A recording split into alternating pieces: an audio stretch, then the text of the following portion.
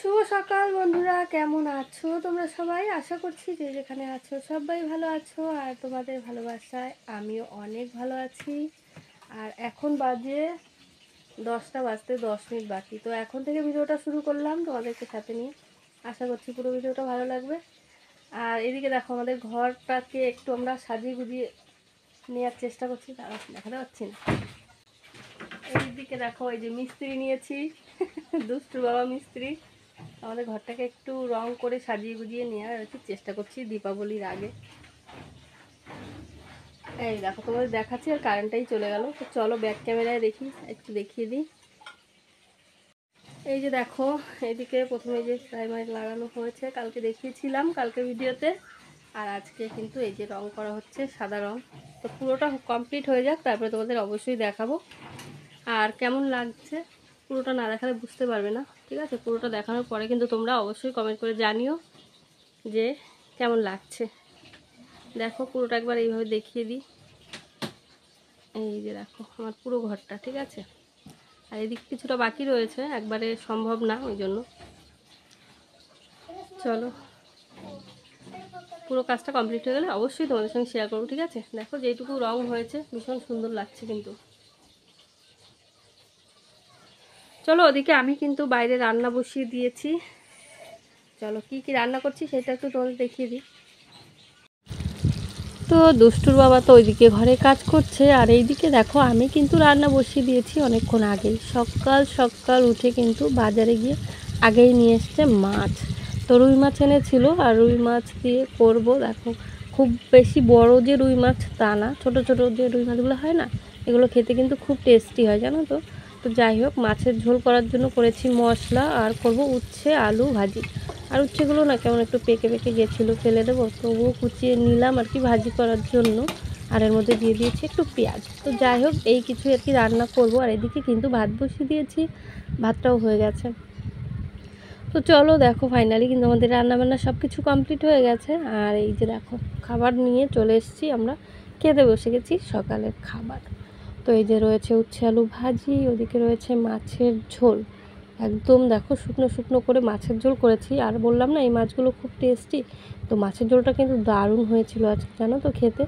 তো এদিকে দেখো এই যে ভাত বেড়ে নিয়েছি। আর তারপরে জানো তো শাপলা এসেছিলো একটা লোক আর কি, শাপলা নিয়ে। তো এদিকে মানে অর্ধেক রান্না হয়ে গেছে, তখন আর কি শাপলা নিয়ে এসেছিলো। তো দুষ্টুর বাবা কাজে চলে যাবে, ওই জন্য বলছিলো তাহলে শাপলা নাও। এবছর কিন্তু শাপলা খুব একটা খাওয়াই হয়নি। তো 10 টাকায় আর কি 3 আটি দিচ্ছিলো। তো বাজারে সবজির যা দাম, তো মানে শাপলা খাওয়াই কিন্তু অনেক একটা ভালো অপশান। ওই জন্য শাপলা নিয়েছি 3 আটি। তো কিছুটা শাপলা রেখে দিয়েছি, আর কিছুটা কিন্তু এই যে চুনো মাছ দিয়ে আর কি ভাজি করছি।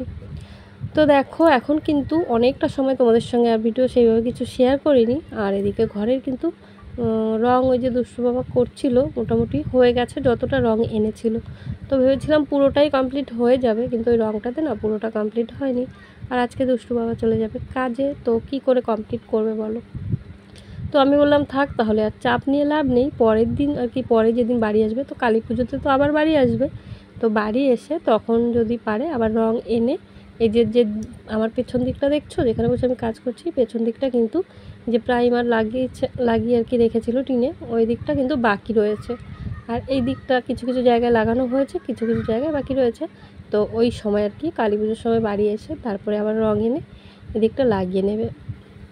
আর 2 দিন ধরেই ভাবছিলাম যে বিছানার চাদরটাকে একটু পাল্টে নেব, কিন্তু কিছু মানে এই একটা কারণের জন্য আর কি বিছানার চাদরটা পাল্টাচ্ছিলাম না। কেন বলো তো? ওই যে রং লেগে যেতে পারে, বা আবার তুলতে হবে বারবার।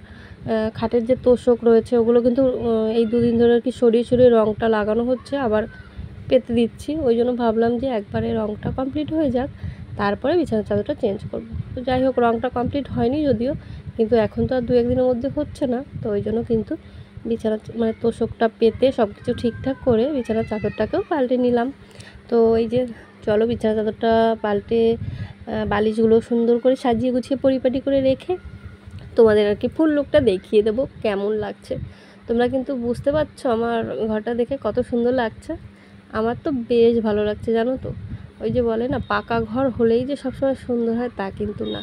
ভাঙাচোরা টিনের ঘরও যদি হয়, সুন্দর করে একটু সাজিয়ে গুছিয়ে রাখলে কিন্তু দারুণ লাগে, তাই না বলো?